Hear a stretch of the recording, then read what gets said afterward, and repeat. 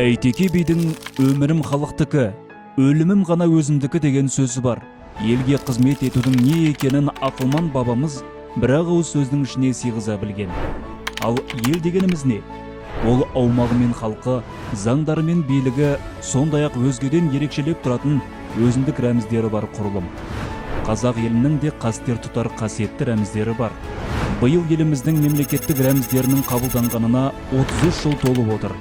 Тарихи тұрғыдан бұл қас қағым сәт болғанымен, жас мемлекет үшін еңсерілген үлкен белес. Қасиетті нышандарымызда халқымыздың 1000 жылдық мақсат мүддесі тоғысып жатыр. Бұл туралы мемлекет басшысы Қасым-Жомарт Тоқаев мемлекеттік рәміздердің 30 жылдығына арналған салтанатты іс-шарада айтқан болатын. Ту халқымыз үшін қашанда ерлік пен елдіктің символы.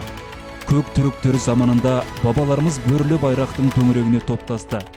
Көк байрағымыз мызғымас мемлекеттіктің белгісі.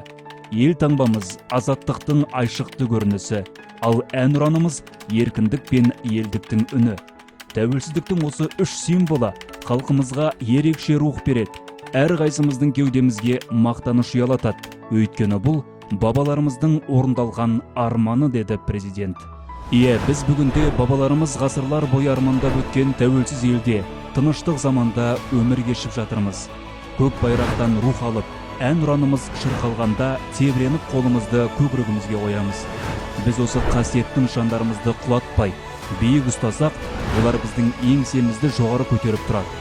Оған бас ию, оны қорғау әрбір қазақ баласының қасиетті парызы. Мемлекеттік рәміздер күні құтты болсын.